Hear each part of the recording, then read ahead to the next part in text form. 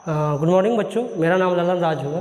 मैं already master complete कर चुका हूँ। मैंने MTech in mechanical engineering complete किया हूँ और उसके बाद मैं अभी गवर्नमेंट जॉब में कार्यरत हूँ। अभी का सिनारियो जो है एग्ज़ाम का, जो 10th बोर्ड, बिहार बोर्ड का 10th बोर्ड का जो एग्ज़ाम है वो 2 महीने अब मुश्किल से 3 महीने बच रखे हैं। तो उसी को ध्यान में रखते हुए आज फिजिक्स का एक बहुत ही इंपॉर्टेंट टॉपिक है विद्युत, उसके पर मैं आज चर्चा करने वाला हूँ। जैसे कि आप लोग सबने देखा होगा कि घर में बल्ब को जलते देखा होगा, हॉस्पिटल में बल्ब को जलते हुए देखा होगा, मोटर को चलते हुए देखा होगा। तो एक क्यूरियोसिटी आती है कि विद्युत होता क्या है, उसको नियंत्रित करने के लिए कौन कौन सा फैक्टर इम्पॉर्टेंट होते हैं। आपने ये भी देखा होगा कि जब बल्ब को ज़्यादा देर तक जला कर रखते हैं और उसको छूते हैं तो वो हीट, जिसको मतलब उष्मा, गर्म दिखाई देता है। क्यों ऐसा होता है? इस सारे टॉपिक का चर्चा मैं इस लेक्चर में करने जा रहा हूँ। बहुत ही इम्पोर्टेंट लेसन है और आगे जब जो भी बच्चे जो आगे एग्ज़ाम का तैयारी करेंगे उस पॉइंट ऑफ व्यू से मैंने न्यूमेरिकल भी तैयार किया हूँ, जो न्यूमेरिकल आपको एग्ज़ाम में भी सहयोग देंगे और आगे के लिए सहयोग देंगे। चलो ज़्यादा वक्त नहीं है, मैं स्टार्ट करता हूँ। तो पहला जो है विद्युत जाने से पहले आपको समझ में आना चाहिए कि आवेश क्या होता है। आवेश क्या होता है, आपको पहले आवेश के बारे में समझना होगा। आवेश को इंग्लिश में हम लोग चार्ज भी बोलते हैं।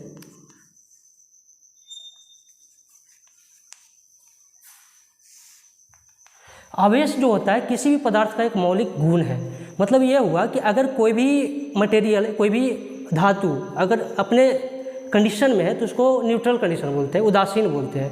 लेकिन उसमें से अगर हम इलेक्ट्रॉन या प्रोटॉन को हम लोग ट्रांसफ़र करते हैं तो उसमें चार्ज डेवलप होता है, वही चार्ज को हम लोग आवेश बोलते हैं। तो आवेश को हम कह सकते हैं, आवेश जो है, आवेश पदार्थ का मौलिक गुण है।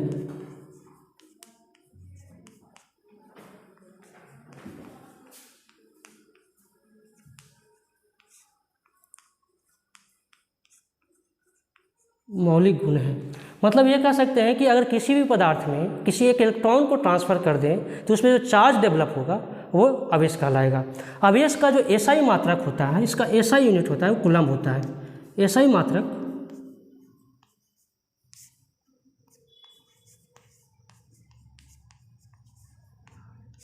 कूलम्ब होता है। अब बात आती है कूलम्ब का, तो मैंने बताया कि आवेश जो होता है चार्ज को, इलेक्ट्रॉन को ट्रांसफ़र करने के बाद आता है। मतलब कि जितने इलेक्ट्रॉन ट्रांसफ़र करेंगे, जो प्रोटॉन आएगा या जो उस पर पॉजिटिव चार्ज आएंगे वो उसका चार्ज कहलाएगा।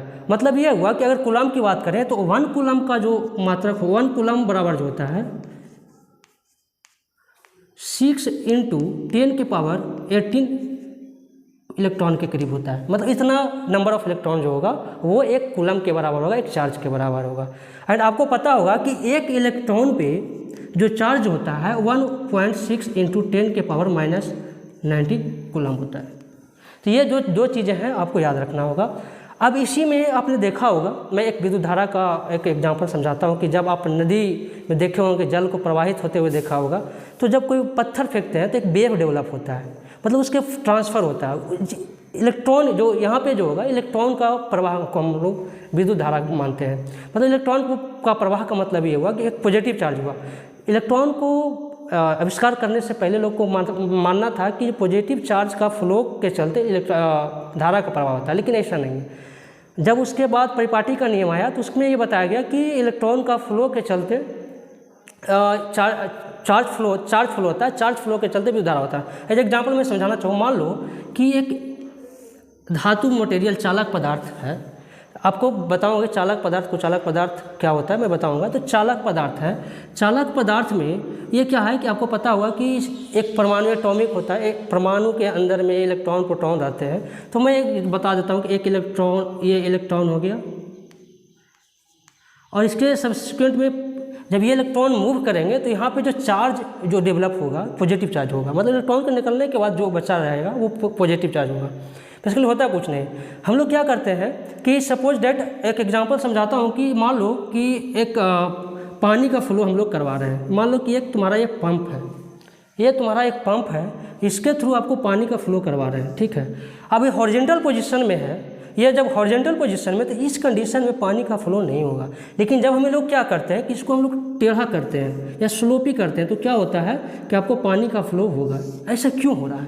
क्वेश्चन है कि ऐसा क्यों हो रहा है। रीज़न ये है कि यहाँ पे प्रेशर कुछ और होगा, दाब कुछ और होगा, यहाँ पे दाब कुछ और होगा, और ये गुरुत्व बल के चलते यहाँ पे फ्लो होने लगता है। मतलब ये हुआ कि कहीं न कहीं किसी चीज़ को फ्लो करवाने के लिए एक्सटर्नल कारक की ज़रूरत होती है। सेम थिंग आपको विद्युत धारा में भी होगा। विद्युत धारा को प्रवाह करने के लिए हम लोग को विभवांतर का ज़रूरत होती है। बताऊंगा आगे विभवांतर होता क्या है। तो पहले हम यहाँ पे बता दें कि 1 कूलम्ब, ये याद रखना है, बहुत इंपॉर्टेंट है, एग्जाम में पूछा भी जाता है, ऑब्जेक्टिव में क्वेश्चन आते हैं। 1 इलेक्ट्रॉन पे इतना कूलम्ब चार्ज होता है। अब बात आती है विद्युत का। आई थिंक इतना तक आप लोग को समझ में आया होगा विद्युत क्या होता है। जैसे कि मैंने आपको आवेश के बारे में बताया कि आवेश पदार्थ का मौलिक गुण है। विद्युत धारा की बात करते हैं। विद्युत धारा क्या होता है? तो जैसे मैंने बताया कि आवेश के प्रवाह की दर को विद्युत धारा कहते हैं। आवेश के प्रवाह की दर को आवेश के प्रवाह की दर को विद्युत धारा कहते हैं।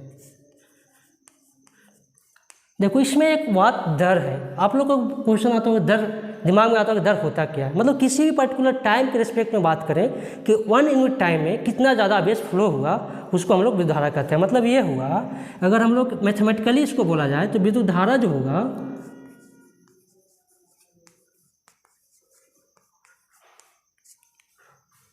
आई, इसको हम लोग डिनोट करते हैं आई के थ्रू, वो होता है Q upon time. Q upon time का मतलब क्या हुआ कि चार्ज 1 यूनिट टाइम में, मतलब 1 सेकंड में कितना कूलम्ब चार्ज पास हुआ, वही विद्युत धारा कहलाएगा। मतलब ये हुआ कि अगर ये चार्ज फ्लो नहीं होगा तो विद्युत धारा फ्लो नहीं होगा। यही रीज़न है कि अभी कभी आपने देखा होगा कि अगर मान लिया जाए कि कोई सर्किट हम लोग बनाते हैं, एक पॉइंट से दूसरे पॉइंट को जोड़ते हैं और कट कर देते हैं बीच में, तो बल्ब नहीं जलने लगता। या फिर स्विच लगा देते हैं, स्विच को ऑन ऑफ करते हैं, तो क्या होता है कि इलेक्ट्रॉन का फ्लो, ये जो आपको चार्ज का जो फ्लो होगा वो बंद हो जाएगा, तो मतलब विद्युत धारा बंद हो गया। अब यही विद्युत धारा Q इक्वल टू T जो हो गया, आपको Q को हम यहाँ पर लिख देते हैं आवेश, हिंदी में आवेश बटा समय।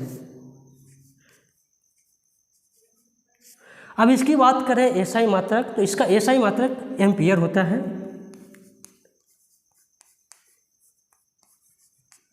एम्पियर होता है। एम्पियर क्यों दिया गया? क्योंकि एक साइंटिस्ट थे एम्पियर नाम का, जिन्होंने विद्युत धारा खोज किया था, इस चलते इसको एम्पियर बोला जाता है। 1 एम्पियर, SI मात्रक एम्पियर हो गया। बहुत से एग्जाम में पूछा जाता है कि 1 एम्पियर क्या होता है। तो 1 एम्पियर का मतलब ये हुआ कि हम यहाँ समझाना चाहते हैं कि अगर ये 1 होगा, इसका मतलब हुआ कि 1 सेकंड में 1 जूल, एक आवेश प्रवाह को हम लोग 1 एम्पियर बोलेंगे। मतलब कि यूनिट टाइम में, एकांक समय में एकांक आवेश की फ्लो की दर को हम लोग 1 एम्पियर कहा जाता है। चलिए, ये एम्पियर हो गया, ठीक है। इसमें बहुत सा क्वेश्चन आते हैं। जैसे आपको क्वेश्चन पूछा जाता है कि जैसे मैं क्वेश्चन यहाँ पे दे रहा हूँ, आपको क्वेश्चन दिया रहेगा कि किसी चालक पदार्थ से, क्वेश्चन है किसी चालक पदार्थ से 12 सेकेंड में 600 कूलम्ब आवेश का प्रवाह होता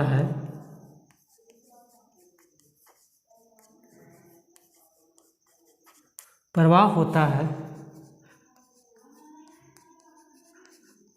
तो विद्युत धारा कितना प्रवाह हुआ? विद्युत धारा निकालने की बात कर रहा है। विद्युत धारा निकाले।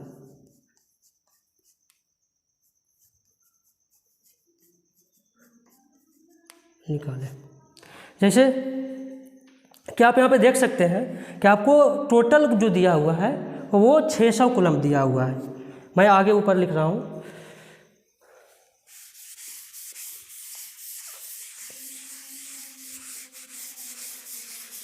जैसे मैंने बताया कि 1 यूनिट टाइम में, एकांक समय में जितना कूलम्ब प्रवाह होगा वो विद्युत धारा होगा। मतलब ये हुआ कि आपको टोटल नेट चार्ज कितना फ्लो हुआ? 600 कूलम्ब हुआ। टोटल टाइम कितना दिया हुआ है, 12 सेकंड का दिया हुआ है। तो आपने बताया कि यहाँ पे कुल आवेश दिया हुआ है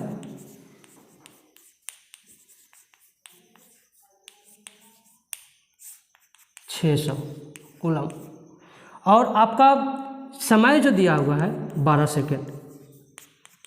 तो मैंने बताया था कि 1 सेकंड में कितना फ्लो करेगा।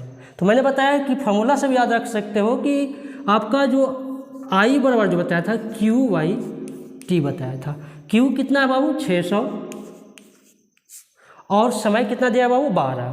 तो हम लोग जब 12 से भागा देंगे तब कितना हो जाएगा, 12 पच्चीस 60 50, मतलब हो गया मेरा 50 एम्पियर। मतलब ये हुआ कि 12 सेकंड में इतना एम्पियर धारा प्रवाहित हुआ होगा। ठीक है। अब क्या है कि धारा का भी छोटा छोटा यूनिट होता है। बहुत ऐसे भी इक्विपमेंट होते हैं जो इलेक्ट्रिकल इक्विपमेंट होते हैं जो बहुत ही कम चार्ज में ही वर्क करते हैं। तो इसका छोटा यूनिट जो होता है, जैसा ही मात्रक में ही आपको बताएं, मिली एम्पियर। बहुत बार आपको देखने को मिलेगा कि 1 मिली एम्पियर कितना होता है, 1 माइक्रो एम्पियर कितना होता है। ये 2 चीज़ आपको याद रखना है। 1 मिली एम्पियर से एसआई मात्रक का ही बता रहा हूँ कि एसआई मात्रक में जो छोटा यूनिट होगा वो 1 मिली एम्पियर को हम लोग डिनोट करते हैं 1 MA। आपको हिंदी में लिख देते हैं आपको मिली एम्पियर।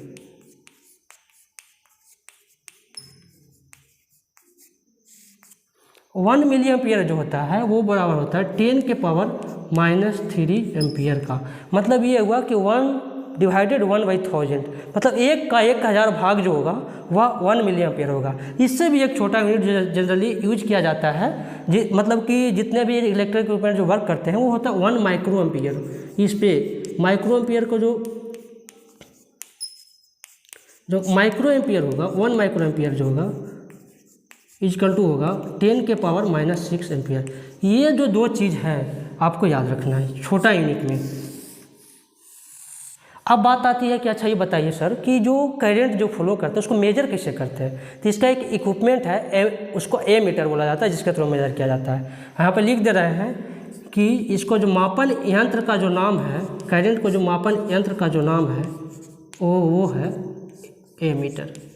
ये ध्यान दीजिएगा बाबू कि एमीटर जब भी जो जोड़ा जाएगा वो सीरीज में जोड़ा जाएगा। आगे हम बताएंगे जब हम आपको पैरेलल कनेक्शन और सीरीज कनेक्शन बताएंगे, उसमें बताएंगे कि एमीटर को क्यों ही आपको सीरीज में जोड़ा जाएगा, वोल्ट मीटर को क्यों हम लोग पैरेलल कनेक्शन देते हैं, आगे बताएंगे। लेकिन अभी तक आप इतना याद कर लीजिए कि मापन यंत्र का जो करंट का जो मापने का जो यंत्र है वो एमीटर होता है। ओके, चलो आगे का जो टॉपिक है, इतना आई थिंक आप लोग को समझ में आया होगा। आगे का जो टॉपिक है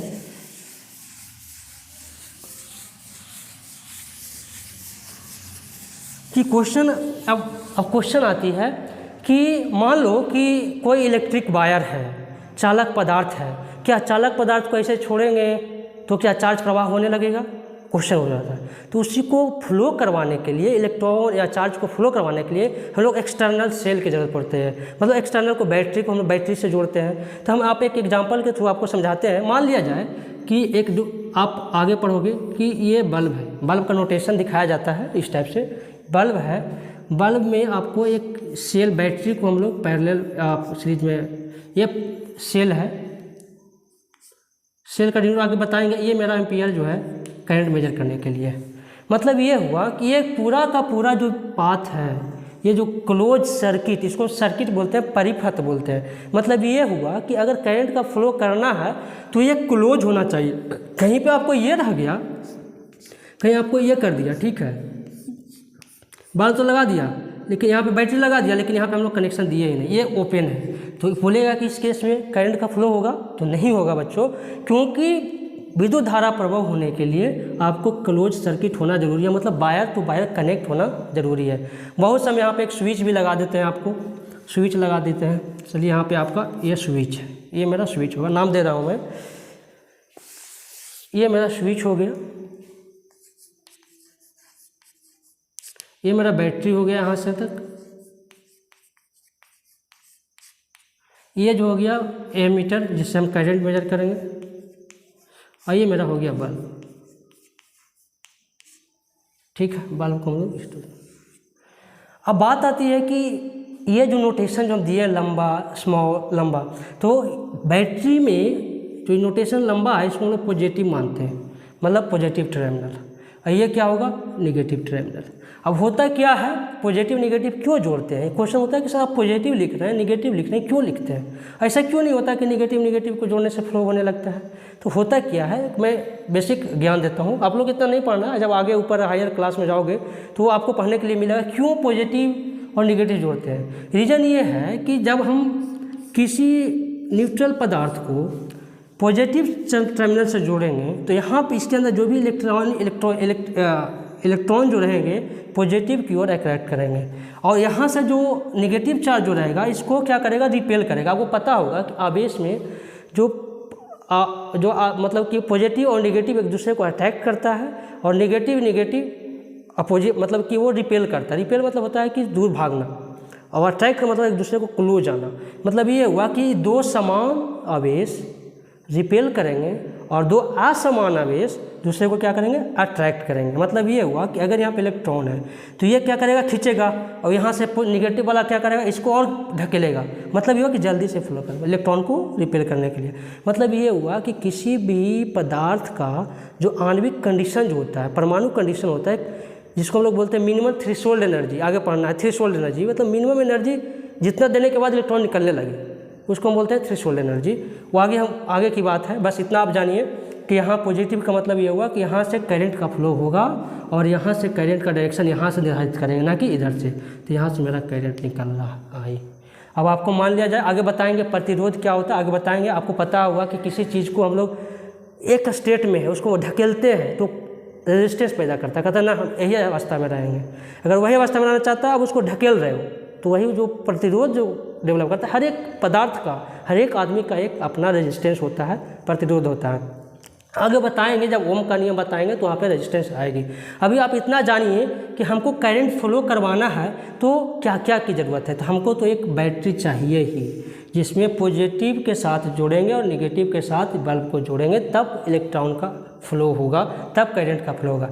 अब ये जो हम बैटरी लगा रहे हैं ये क्या है, यह एक विभव है, इसको हम लोग बोलते हैं विभवांतर। आगे बताएंगे विभवांतर क्या होता है, वोल्ट के दौरान डिनोट करते हैं। तो जैसे मैं आपको बताया था कि जब एक बताया था कि पानी का जो फ्लो करवाते हैं तो उसका डायरेक्शन जो होता है नीचे की ओर होता है। क्यों नीचे की ओर? ताकि यहाँ पे प्रेशर कुछ और, यहाँ पे प्रेशर कम। आपको पता होगा कि हाई प्रेशर या ऊपर से नीचे से जाने का टेंडेंसी ज़्यादा होता है। तो इस केस में हम लोग क्या करते हैं कि यहाँ पर हम लोग उसी टाइप का एक कारक लगाते हैं जिसके थ्रू हम लोग करंट को प्रवाह करते हैं। तो इसमें एक कंसेप्ट आता है, वो आता है विभव और विभवांतर। ये आप ध्यान दीजिए, विभव और विभवांतर।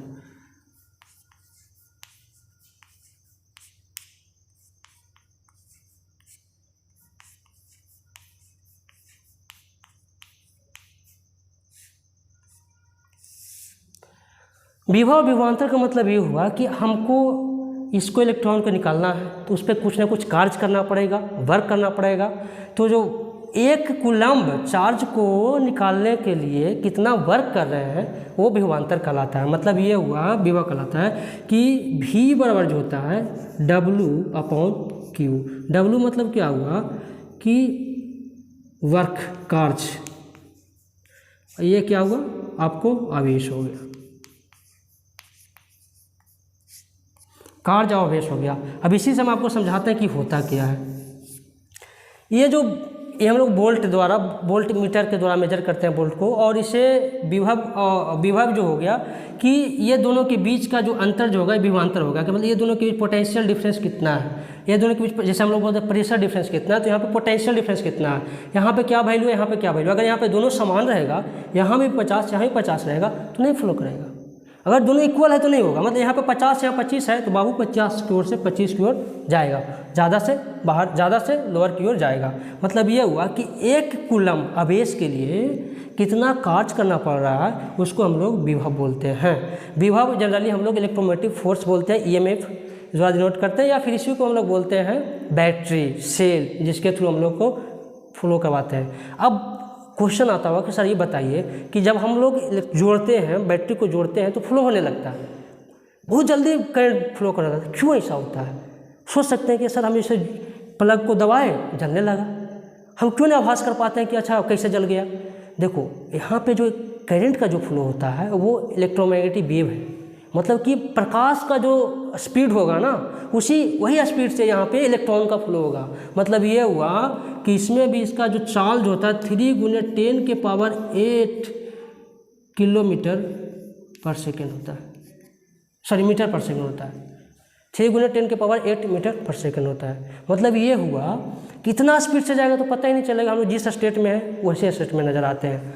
तो यहाँ पे आप याद रखिएगा, इस पे फॉर्मूला पे क्वेश्चन आते हैं कि जो विभवांतर, अब अगर विभवांतर की बात करें, ये हो गया विभव, विभवांतर का मतलब मान लीजिए कि यहाँ पे ए है टर्मिनल और यहाँ पे बी टर्मिनल है, तो इसको हम लिख सकते हैं VA माइनस VB, दोनों के बीच का डिफरेंस जो होगा वर्क डन या कार्ज बटा ये दोनों के बीच में आवेश कितना होगा, हम इस टाइप से भी दिखा सकते हैं। डेल्टा W आगे छोटा सा टर्म, मतलब डेल्टा मतलब होता है चेंज, मतलब कि इसको लिख सकते हैं दोनों का काम करने का W2 minus W1 divided Q2 minus Q1, मतलब इनिशियल चार्ज 0 है तो यहाँ पे 0 रख देंगे। एक एग्जांपल के लिए मैं ये समझा रहा हूँ, इतना आपको जानने की जरूरत नहीं, आप इतना भी जानोगे तब हो जाएगा। अब आपको कह देगा कि परिभाषा इसका क्या होगा, तो अपने से भी कर सकते हो, कह सकते हो कि सर विभव जो होता है 1 कूलम्ब आवेश को निकालने के लिए कितना कार्य करना पड़ेगा, वो विभव कहलाएगा। ठीक है, इस पर एक क्वेश्चन है, एक क्वेश्चन इस पर मैं करवाता हूँ जो बहुत इंपॉर्टेंट क्वेश्चन आता है।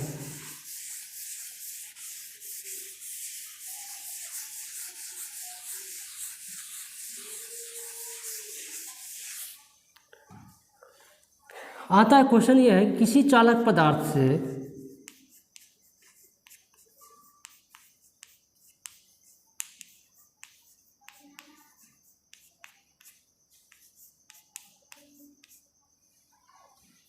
ट्वेल्व वोल्ट के बैटरी कनेक्ट करने पर बैटरी को जोड़ने पर 600 कूलम्ब आवेश का प्रवाह होता है।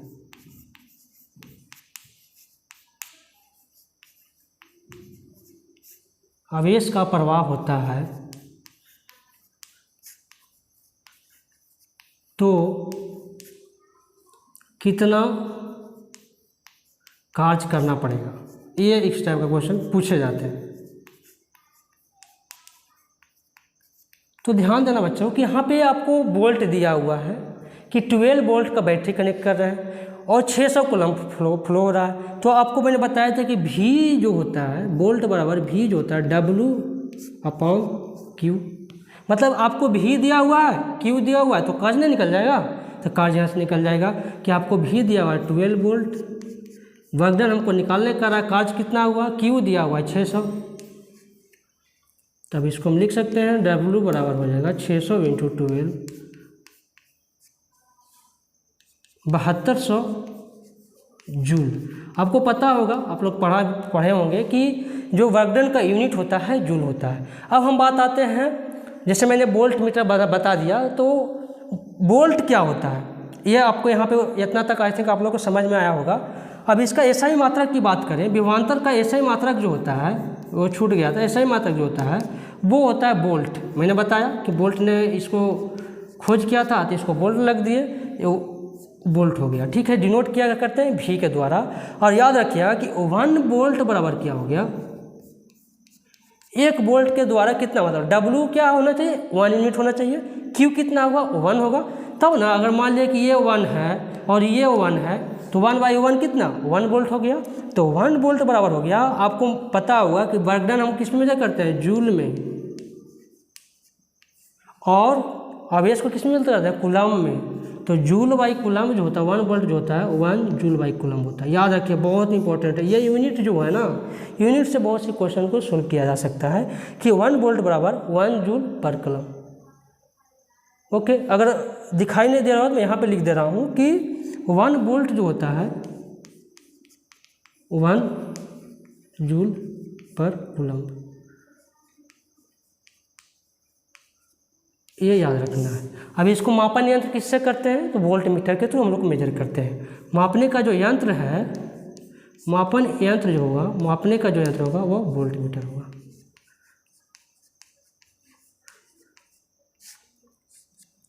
ये तो हो गया विभव विभवांतर करंट। चलिए लिख लीजिएगा, आवाज़ अगर दिखाई नहीं दे रहा हो तो आवाज़ के थ्रू मापन यंत्र जो होगा वो वोल्ट मीटर होगा। ठीक है, अब ये जो मैंने यहाँ तक जो कंसेप्ट लाया कि करंट क्या होता है, आज का क्लास अपने क्या पढ़ा, करंट क्या होता है, करंट का फ्लो क्यों होता है, कौन कौन सा कारक है, विद्युत परिपथ क्या होता है जो मैंने बताया, क्लोज सर्किट क्या होता है, और उसमें कौन कौन सा बल्ब, वैसे नोटेशन जो मैंने बताया कि धारा प्रतिरोध क्या होता है, ये सब मैंने बताया। नेक्स्ट का जो वीडियो होगा उस वीडियो मैंने ओम का नियम, बहुत ही इंपॉर्टेंट चैप्टर है, बहुत इंपॉर्टेंट, ये ओम का नियम क्या है पूछता है, मोस्ट ऑफ द एग्जाम में पूछता है, इवन कि आपको बिहार बोर्ड में तो पूछेगा ही।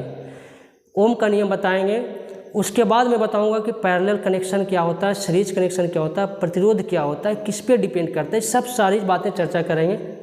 पर जाने से पहले मैं आप लोग से एक आग्रह करता हूँ कि अगर ये वीडियो अच्छा लगे, मतलब कि अच्छा लग रहा है, तो चैनल को सब्सक्राइब करें, लाइक करें, और जो बच्चे जो एग्ज़ाम देने वाले हैं उसके पास भी शेयर करें, ताकि उसको भी समय से पहले जो मैं पढ़ाया वो वीडियो कंप्लीट हो जाए। और इवन नहीं, मैं एग्ज़ाम के लिए नहीं पढ़ा रहा हूँ कि यहाँ बिहार बोर्ड में ही टॉप करना है, तुम्हें आगे भी करना है, क्योंकि ये जो एक दो क्वेश्चन है, बहुत सा क्वेश्चन है मेरे को मैं करवाऊँगा जो हायर क्वेश्चन होंगे, जो जनरली यहाँ लोग नहीं करवाते हैं 10th लेवल, हायर करवाएंगे जो आपको आगे काम आएगा। चलो इतना कहकर मैं विदा लेता हूँ, धन्यवाद।